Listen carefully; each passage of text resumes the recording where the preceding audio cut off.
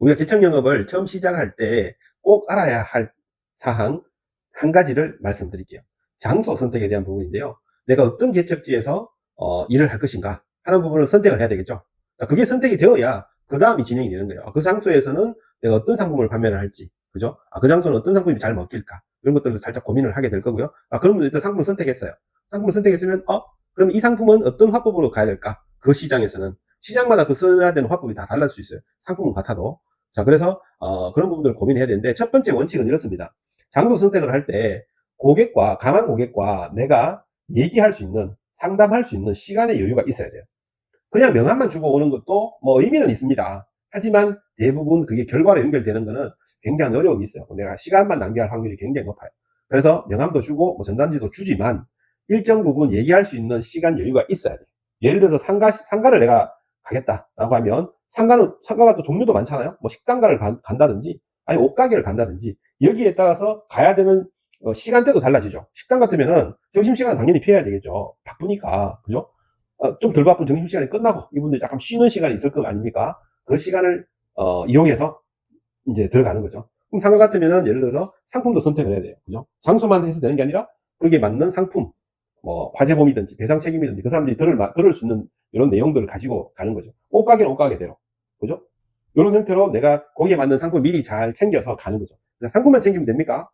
그 상품에 맞는 화법도 가지고 있어야 되겠죠. 그죠? 그 화법을 통해서 고객과 소통하는 거니까. 맞잖아요? 소통하고, 제안도 하고 하는 거니까 프로페셔널하게 내가, 고객을 리드할 수 있어야 되거든요. 그러려면 그 상품에 대한 전문성도 있어야 돼요. 자료도 챙기고. 그죠? 하셔야 되는 거예요. 자, 상가는 상가대로 그렇고, 그 다음에 또 시장도 가시죠. 시장 가면 설계사분들 요즘 이렇게 현장 영업, 대청 영업을 나오시는 분들이 한 번씩 보거든요, 제가. 보면, 좀 안타까움이 있어요. 왜냐하면 테이블을 이렇게 펴놓고 이렇게 하시는 분도 있고, 그냥 다니면서 하시는 분도 있는데, 그 지나가는 사람들을 대상으로 하시더라고요. 영업을. 그 지나가는 사람도 물론 뭐 대상이 될 수는 있지만, 그보다는 거기에서 일하시는 분들 있죠. 장사하시는 분들. 그분들을 대상으로 하시는 게 훨씬 유리합니다. 자, 그분들은 다음 장날 나오면 또 만날 수 있고, 그죠? 오늘 뭔가 결정 안 하셔도 다음에 가면 또 만날 수 있기 때문에 그분들을 주 타겟으로 하시는 게 맞아요. 시장 같은 경우, 뭐, 오일장도 마찬가지예요. 그죠? 그렇게 하시는 거고, 공장, 우리가 이제 산업단지 이렇게 가면, 공장 주변에, 물론 공장 안에서 영업하기는 쉽지 않을 겁니다. 그죠? 뭐 일하고 있는 장소가 하니까. 근데 그렇게 다니다 보면, 보통 식당이 있어요. 식당. 주변에 이제 작은 회사들이 이제 식당에 안에 없으면 외부 식당에서 이제 식사를 하고 하잖아요. 그 식당 주변에 보면 점심시간에 사람들이 와, 이렇게 옵니다.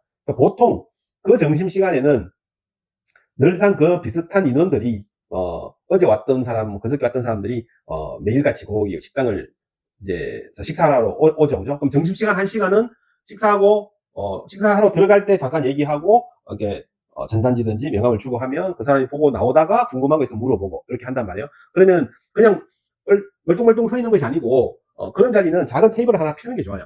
작은 테이블을 펴고, 뭐, 식사하고 나면 뭐 껌이라든지 뭐 사탕이라든지 작은 간식도 좀 준비해 놓고, 그죠? 그런 것들도 같이 이렇게 돌리다 보면 그 사람들 중에 관심이 있어서 하는 사람들이 있어요. 질문하는 사람들이 있거든요. 그런 사람들과 다시 소통하면서 계약과 연결되고, 또 식당이 있으니까 또 식당 점심시간 끝나면 식당 주인과도 얘기를 하고, 이렇게 하면 정말 개척 영업 어디 갈 장소가 없어서 못 간다는 거는요, 거짓말이에요. 장소가 없는 게 아니고, 본인의 어떤 마인드가 안 된 거예요. 솔직히 말해서 영업적인 마인드가 안 되어 있기 때문에 어, 갈 만한 곳이 없다라고 말하는 거예요. 자, 또 예를 들어서 영업용 뭐 운전자 시장, 제일 우리가 접촉하기 좋은 분들이 택시잖아요. 그죠? 개인 택시, 회사 택시. 그 다음 또 뭐 있습니까? 버스 있잖아요. 버스. 시내버스. 그죠? 시내버스만 해도 뭐 군데군데 종점 있죠. 회차지 있죠. 그죠?